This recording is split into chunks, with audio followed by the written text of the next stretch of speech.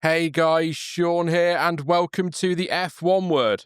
Now, from drivers sharing cars during the 1950s to controversial position swaps, team orders in Formula One have been a fixture for decades, but rarely come without some form of controversy attached to them. In fact, as recently as the 2025 Italian Grand Prix, a decision made by McLaren to swap their title-fighting drivers around to fix a mistake the team made, all apparently in the name of fairness, caused a stir and has once again thrust the topic into the forefront of the minds of F1 fans. And perhaps this isn't going to come as a huge shock to you all, but the Woking squad aren't the only ones to implement team orders in F1. So today, I thought we'd have a run through just 5 of the most controversial F1 team order calls of all time, and maybe the odd honourable mention too.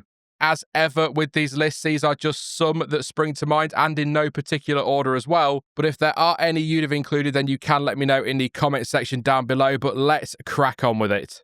So first up, it's one many will remember well and one that came with a now iconic yet infamous radio call.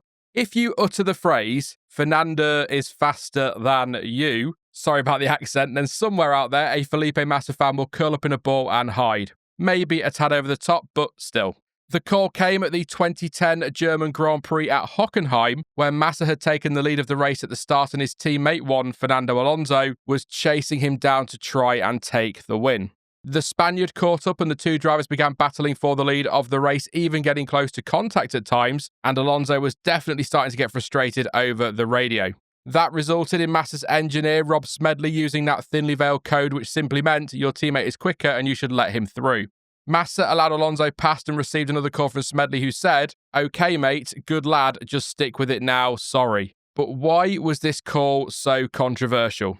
Well, at the time, team orders were banned in Formula One for reasons we'll get into later, and the FIA determined that Smedley's radio message constituted an act of issuing team orders, and the team was fined $100,000. In the aftermath, though, the FIA realised that policing team orders was going to be next to impossible, and so lifted the ban at the end of the 2010 season. Next up, it is the 1998 Belgian Grand Prix and a team orders decision that left one driver just a tad unhappy to say the least. You'll likely best remember that race at Spa for the first lap pile-up, as well as leader Michael Schumacher smashing into the rear of the McLaren of David Coulthard, a moment that would prove costly for his title challenge and a moment that, as a Schumacher fan, still makes me wince to this very day. Thanks to all the drama and some superb driving in difficult conditions, Jordan suddenly found themselves on for a 1-2 finish with Damon Hill in the lead and teammate Ralf Schumacher behind. Ralf was cutting the gap down to Damon and as such was making a case to be the race winner himself, but Hill was having absolutely none of it and hopped on the radio to say, "I'm going to put something to you here and I think you better listen to this. If we two race, we could end up with nothing, so it's up to Eddie. You've got to tell Eddie. If we don't race each other, we've got an opportunity to get first and second. It is your choice." Yeah, and a few laps later, the decision was made as Sam Michael told Schumacher not to fight for the lead, and Hill won the race with Ralf completing the 1-2 for the team. The Schumachers, though, were absolutely furious, and an irate Michael Schumacher bought his younger driver out of his Jordan contract and helped him to find a seat at Williams where they hoped no team order scenarios would mar his chances in the future. "I was racing, I was faster, I passed him, I won." That was Sebastian Vettel's, in my view, excellent response to the criticism he received for not following team orders at Red Bull at the 2013 Malaysian Grand Prix. To be fair, probably the second most famous quote to come from that incident of course being the multi-21 controversy. It was the second race of the season and pole sitter Sebastian Vettel led away at the start on a damp track which quickly dried out and led to the German pitting for slicks at the end of lap 5. That though gave teammate Mark Webber the lead, which he held for a good while. On lap 28, Vettel hopped on the radio to declare Webber was too slow and he wanted him moved out of the way, but he was told by his race engineer to be patient as the race was only half completed. After they'd made their last stops, the two Red Bulls were still leading the field, and after they'd raced hard for a few laps, the call came and the drivers were told to hold position via the multi-map 21 order. Vettel ignored the order and went for a move on his teammate, which was very close to contact, and resulted in Christian Horner saying over the radio, "This is silly, Seb, come on." And after Vettel took the win, Mark Webber reminded his teammate in the cool-down room, "Multi-21, Seb. Yeah, multi-21. At least I spared you my attempts at an Aussie accent there, so be grateful for that." Next on the list is the call that resulted in team orders actually being banned.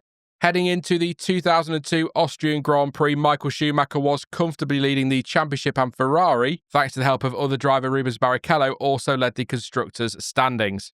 As teams descended on the then named A1 ring, Barrichello hit the ground running by taking pole position and held the lead at the start, a position he maintained through his pit stops and the safety car periods. Frankly, he was in total control. But as the race was drawing to a close, Michael Schumacher was behind his teammate, and people began to wonder if the switch was coming.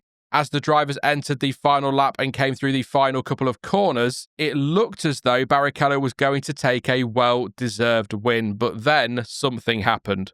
The Brazilian began to slow on the run to the finish line to let his teammate through, Schumacher passing him on the line and taking the victory. Team orders were and are a part of Formula One, so swapping them around certainly wasn't unheard of and certainly wasn't really the issue that a lot of people had. Especially given the first and second driver dynamic at Ferrari, it wasn't a rarity. But because Barrichello effectively stopped on the finish line to let his teammate win, this felt different and the backlash was fierce.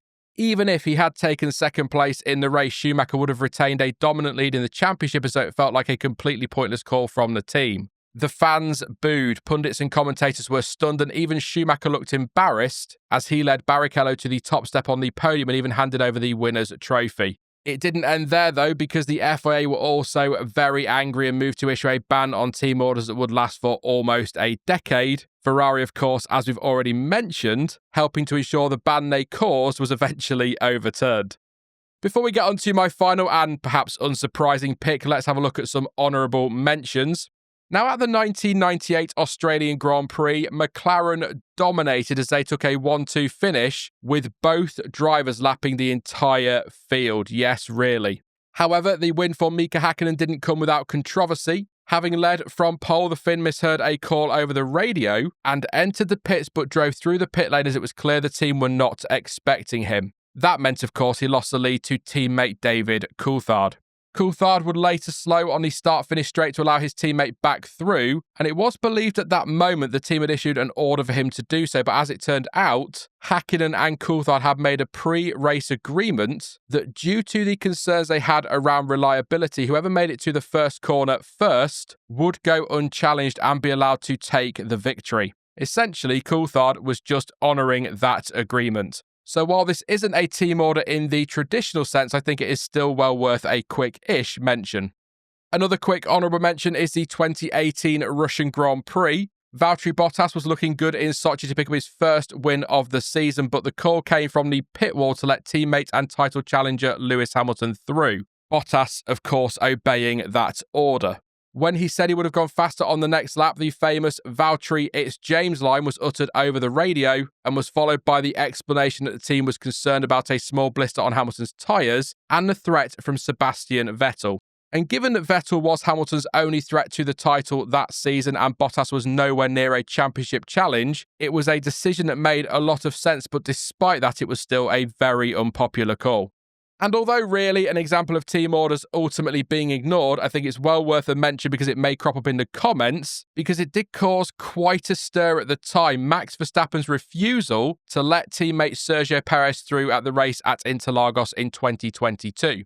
Checo let Max through to give the Dutchman the chance to pass Fernando Alonso, and if he didn't do that, the idea then was that they would swap the positions back. And having failed to overtake the Alpine, Verstappen was asked to let Perez repass him, but he refused, saying, quote, "I told you already last summer, you guys don't ask that again to me, okay? Are we clear about that? I gave my reasons and I stand by it." Anyway, on to the last team order on this list and arguably the most controversial team order of all time. After all, it was an order that fixed a Grand Prix. Yes, that's right, it's Crashgate. Renault had been going through a bit of a lean spell and hadn't picked up a single win in 2008. In fact, their last victory came at the 2006 Japanese Grand Prix, so they were very hungry for a win, but nobody really realised just how hungry they were. As the sport rocked up in Singapore, Renault continued to struggle with Fernando Alonso qualifying down in 15th and teammate Nelson Piquet Jr. could only manage P16, and given the nature of the Marina Bay circuit, a win was surely off the table, right? Well, no. 2 laps after an early pit stop for Alonso, Piquet Jr. crashed heavily at the exit of turn 17, which resulted in a safety car. As it turned out, that worked out perfectly for Alonso because the pit lane was closed when a safety car was called back then and didn't open immediately, and so those who hadn't stopped had to wait for the pit entry to be opened.